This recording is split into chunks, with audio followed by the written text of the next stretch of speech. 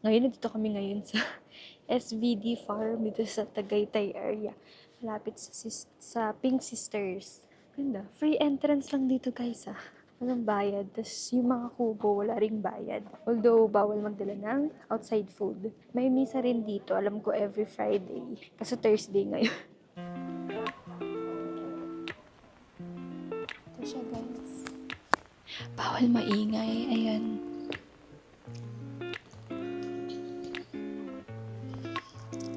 Hindi ka kita.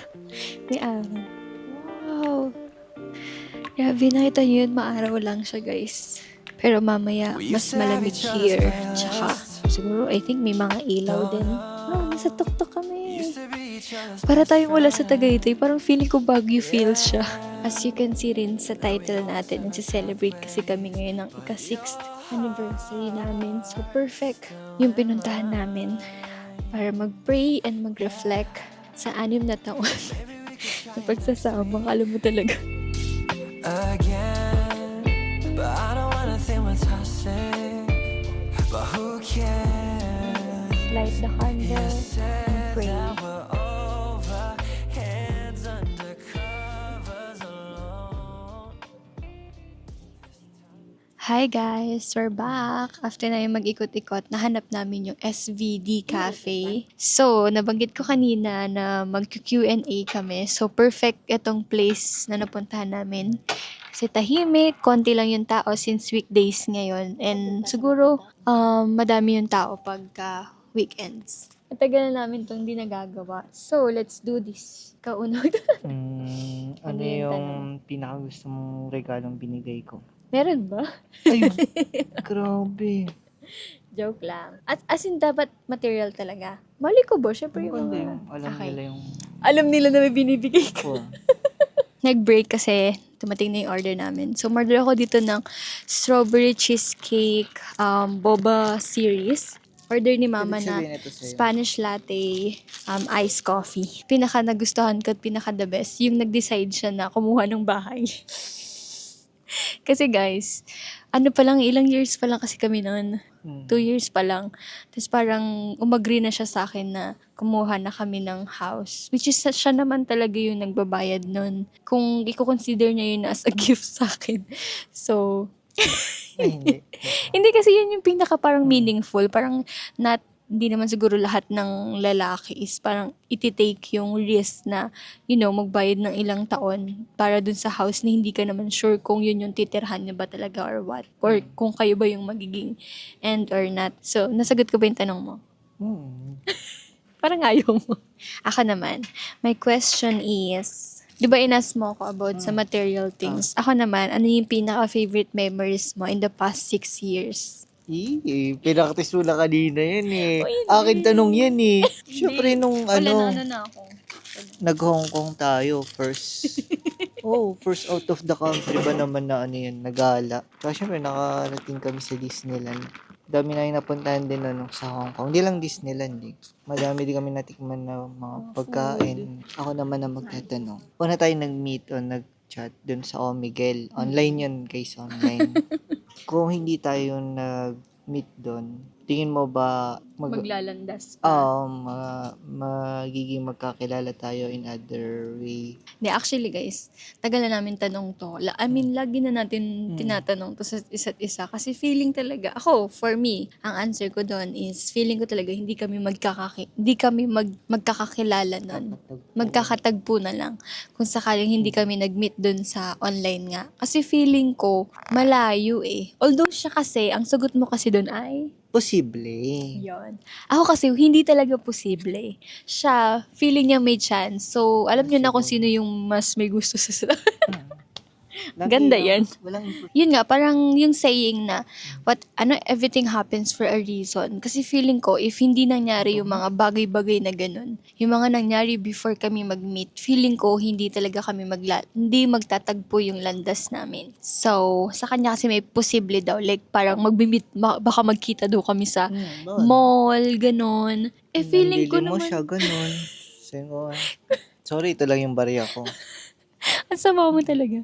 Pero kasi ako guys, feeling ko kasi, kahit sabihin na natin magkasalubong kami sa mall or something, hindi naman to the point na parang hihingin mo yung number or something. Hindi naman kami ganon individually. Kaya tumatawid ka sa daan, masasagasaan kita. Parang ganun.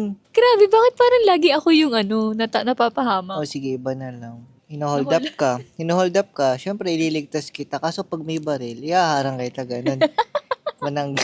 Ano yung maliit na bagay, as in maliit na bagay for you na ginagawa ko or gesture na na-appreciate? Siguro yung hindi ka talaga nagsisinungaling. Kahit yung prank pa lang, pinaplano mo pa lang, natatawa ka na eh. Nahuhuli na kita eh, magsisinungaling ka pa lang, alam mo. Tapos Yeah. umamin ka na, ay hindi, nagsisinungaling ka ko. Kapag may sinasabi yung iba about sa akin, sinasabi mo, ayun lang. Parang wala ng sugarcoating. Oo, wala na. Kung ito ginagawa, mali yan. Ganun. Mag-decide ka sa sarili mo, matanda ka na. 26 pa lang ako eh. Pag alis ako, halimbawa, yung wallet mo, ano pa yan? Susi, Tubig. tubig, tsaka, ano pa ba? Basta nire-remind niya ako lagi kasi makakalimutin siya eh. Sabi ko, practicein mo. Dahil makakalimutin ka, Uy, i-remind mo ako. ikaw din naman Hindi. Minsan lang ako nakakalimot. Ano yung plano? Na-approvehan niyo Ano yung plano mo? Kasi sa 6 years, dami natin nagawa. Ano pa yung gusto mong magawa natin or plano mo sa mga susunod na taon? Let's say, in the next 5 years. Tanong ko din yan sa'yo Ayoko ng 5 years. Gawin natin 2 years lang. In the next 2 years. So, tanong ko din 5 to years sa'yo, kasi madami kasi yun eh. 2 years years. So, anong year na yun? 2028, no? So, ako, 28 na ako nun. 28 kinasal si ate, no?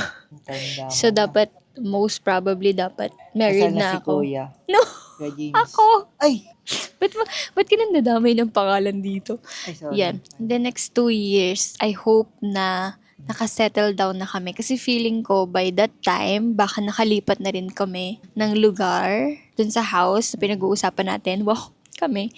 So, sana nakasettle down na rin kami. Kasi syempre, hindi rin kami pwedeng tumira doon nang hindi nakasettle down. I mean, hindi pa kami nabibless pa ng simbahan or ni Lord. So, hindi naman yung bilin sa amin ng both family. So, yun, dapat 28. So, ilang taon ka na? 2 years after? 28 ka ngayon?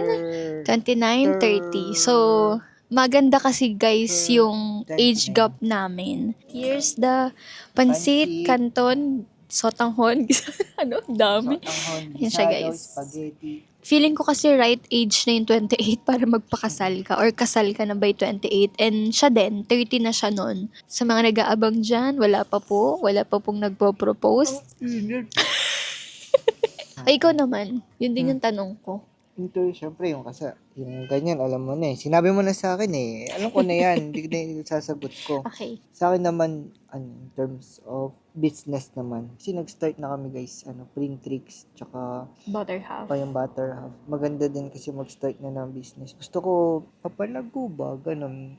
Sa Printrix, baka makabili tayo ng mga ibang machines. Yeah. Bigger machines. Kasi yun ang magliligtas sa atin sa Kahirapan. pagiging employed eh. Doon ako magfo-focus ba? Doon ako magfo-focus. Eventually. Mm. Not now, but eventually. Tapos, para makabili kami ng mga gusto namin. Matuloy-tuloy. Kasi ngayon, putol-putol eh. Depende kung may order o wala eh. Yeah, kasi hindi pa namin fully siya talaga. Wala pa din yung focus namin. Kasi hindi ko rin naman kasi kaya ng ako lang, alone. So may lalo na kapag may bigla kami na-receive na bulk orders, hindi naman sa ayon, gusto namin siyang tanggihan. Kasi umu-order eh.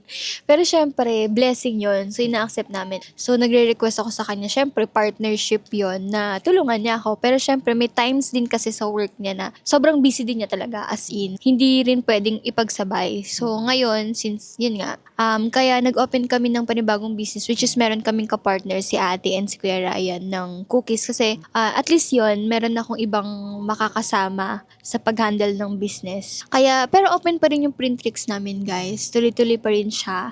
We still accept orders and inquiries if ever meron at kaya namin siyang gawin. Okay, next question. Kailan mo na-realize na in love ka na sa akin? Like, yung hindi na siya basta nag-uusap lang for conversation or ano. Kasi ako, hindi ko naman din naisip before na yung next na makakausap ko, seryoso na yung, kumbaga parang dire-diretso na ganun. Parang wala naman akong ganung mindset before kitang makausap nun or ma-meet. So, ikaw ba? May ganun ka bang mindset? And kailan mo na-realize nung nagkita na tayo, nag-usap na tayo, ganun? Na, okay, Siguro, ano na this lang. is the end. Yung kung kailan na ako talaga nag-fully trust. Sige. Kasi Parang yun it's eh. still the Dun, same eh. dun kasi, parang yun kasi yung simula na, okay, tanong ko, subukan natin. Baka naman may pag-asa nga. Siguro nung time na umamin ka sa akin na nag-stop ka talaga sa... So, naumpasa pa lang? Hindi ka agad umamin noon. Matagal No, yun. pero it's ano lang yun, mga let's say 3-4 months pa lang. Months yun. Months. Kahit na. Kasi guys, nag-work ako, diba? Tapos siya din, ito yung umaga sasabihin niya, papasok siya sa school, ganon. Hindi nyo alam yun. Tas, okay, sige, hindi ko siya, wala talaga, kumaga nag-usap lang kami gabi, ganon. Diba? Chat. Tas siguro one time, ko ba't siya umamin? Wala naman sa akin yun. Simula nun, hindi na siya nagsisinungaling. Dapat lang. Inisip ko lang, baka may nakakausap to nung ano siya, nung sinasabi niyang pumapasok siya. Tapos ako sa gabi lang umaga, may pang umaga, may pang gabi Joke lang. Siguro yun. Tapos kapag nakakasama ko din kasi siya, kasi kaso niya din ako yun. Para siyang mama ko. Tsaka magaling siya kasi magluto ng spaghetti. Ayun pala. Yun yung nagpa-in love talaga. Yung pinakaunang beses na nilutuan niya ako ng spaghetti. Hinalo talaga ako. Grabe talaga yun. Walang makatalo talaga dun. Hindi niya na maulit, guys. Kaya wala na makakatalo dun. Para kasi ang taas ng naset kong standard. Ano ba ginawa ko noon? Wala naman ako ibang hinalo doon. Yun nga Hindi ko siya feeling ko kasi nga, parang first time mo kasi matikman. So parang iba yung feeling. Baka it's just a feeling, not... Hindi, iba talaga. Huwag mo kong dinadaan sa mga logic mo na ganyan. Hindi. Feeling ko lang. Anyway, so next question. Bukod sa pagiging pogi, ano pa yung... Kasi alam ko isasagot mo na yun eh. Inalis ko na sa choices, Okay. guys. Bukod sa mabait, pogi, matangkad. Hindi ako Guitarist. Yung mga kilala mo. Sino mga kilala mo ganun? Pinaka nagustuhan mo. Physical looks? I mean, Hindi, kahit ugali? ugali. Ugali na lang, tsaka physical, ganun. Doon muna tayo sa Tagal, guys. Doon muna tayo sa ugali, guys. Kasi doon talaga, madami naman ako nagustuhan sa kanya. Pero yung pinaka-umpisa, Nasa ugali ka pa lang pero iniisip mo na yung physical no? Hirap na hirap ko sumagot Di ba? naisip, ang galing mo talaga. Oo. Pinaka nagustuhan ko talaga sa kanya, yung pagiging family-oriented niya talaga. Kasi isa yun sa mga, Hindi na ako buwi hindi na umpisa. I mean, yun talaga yung, isa yun kasama kasi yun sa list ko. Parang most of us naman, isa yun sa mga kinukonsider. Lalo na kung ikaw mismo, parang maka-family ka din. So, gusto mo syempre yung partner mo is maka-family din. Noong una, nagustuhan ko yun sa kanya, yung parang inuuna niya yung iba bago siya. Pero eventually, sinasabi ko din sa kanya na, syempre magtira din siya ng para sa kanya. Kasi if bigay lang din siya ng bigay para sa iba, paano ka magbibigay sa iba kung ikaw ubus na? Hindi lang siya basta material things. Basta yung lahat in all aspects. So, ngayon naman is na-workout naman niya na yun. Tsaka yung sinasabi niya sa akin before na, actually hanggang ngayon yun, na yung about sa money, natutunan ko rin sa kanya yun, na parang yung pera kasi siikot lang naman siya. Parang cycle lang siya, mababalik lang siya. Wow! Dahil ba may camera? Kainin mo na lang no? Natatawa kasi ako. Kainin mo na lang. Hindi ka kasi ganito. Ganto tayo. Off cam, on cam. Hindi Tatawa ako. Kinikilig guys. Ganyan talaga siya. Hindi kasi kami ganito. Pag may ginawa siya or pag may binigay siya, parang lagi nang iniisip na may babalik. Hindi naman siya ganun. Pero yung thoughts niya, hindi naman yan panghabang buhay. As long as meron kang, bilhin mo lang yung gusto mo. As long as kaya mo naman. Kaya sa relationship namin, yun talaga yung mga bagay na pinapractice namin. And so far, so good naman. Pinag-iisipan talaga namin kapag mahal yung bagay na yun. Pinag-iisipan namin if need na ba talaga siya. Ganun. Kaya yung pagbili namin ng sasakyan, guys, years na talaga yun namin pinagpaplanuhan. And sadyang ito na din talaga siguro yung binigay ni Lord para makuha namin siya. For the last question is, what's your favorite thing about our relationship? Hindi siya boring. Yung palaging may bago. bagong gamit, bagong gagawin, bagong idea. Ayun, yung business, di ba, bago lang yun. Eh, maplano kasi siya. Which is maganda naman. Ako kasi kung ano lang meron dyan, yun na yun, okay na yan. Basta, kung ano lang gusto ko, kung ano lang maisip kong gawin, gagawin ko. Pero walang plano. Tsaka, pinag-iisipan talaga lahat. Hindi yung magde-decide basta-basta na. Ano ang wish mo sa birthday mo? Birthday niya guys eh. Yun na lang tanong ko huli kasi naisip ko din siya eh, no? Wow, naisip mo ako. Oo. Birthday ko na in 2 days. Bakit pinawawala sa camera? Ako na nagtanong kayo na tumupad. Ang OA mo. Tinatanong, actually nung March, before March pala, nagtatanungan na kami kung anong wish namin sa mga birthdays namin. Kasi nga 'di ba, full of celebration talaga kami every March. And kung ikakasal man kami, gusto ko March din. So, wala naman akong wish na material things ngayong birthday ko. Ang gusto ko lang talaga, actually kahit yung celebration, at etong pag-alis namin ngayon, biglaan lang din talaga to. Maging settle na lahat. Wow, yun pala yung mini-wish ko lang. More blessings and healthy living. Healthy living. Healthy lang kami lahat. Walang magkakasakit. Maging maayos yung bawat araw namin. So, anyway guys, yun yung aming mga last questions to each other. So, ang pinaka-last na lang is message namin this anniversary namin. So, ang message ko lang, sana sa next anniversary namin, kaming dalawa na lang. Ito siya guys, oh. Meron kaming live audience. Ano bang ginagawa mo? Kanina ka pa nagtatapon. Kinakabahan ka pa sa message. Tingnan nyo guys, oh. Nagtapon na nga Wish ng ko guys, pasta. hindi na ako ganito. Nagtapon pa ng inumin. Simple lang yung celebration namin ngayong anniversary. Sana naging meaningful pa rin sa amin dalawa yung another year na nabuo namin. And sana sa panibagong taon na tatakbuhin, sana meron ng improvement, sana sasabihin ko. Sana nandun na kami sa next chapter. Mas mag-grow pa kami individually and as a partner. Sa mga susunod na taon, madami pa tayong matututunan, madami pa tayong bagong skills. Ako matuto ako magluto, ikaw matuto ka sa lahat. Hindi, joke lang. Tsaka yun, okay din yung pinaplano natin maging healthy kasi at least may plano no? Stay lang, maging simple, kalmado, matiwasay ang buhay-buhay. Tsaka mas madami pa kaming marating. Ayun, mapaganda yung bahay, magtuloy-tuloy sana yung blessings. Tsaka makasurvive pa din. So, ito na yung aming pancet. Masarap siya guys. Ang rate ko sa kanya, 9 out of 10. Kasi sulit din yung mga sahog. Ako here, siya, parang mga 7 out of 10.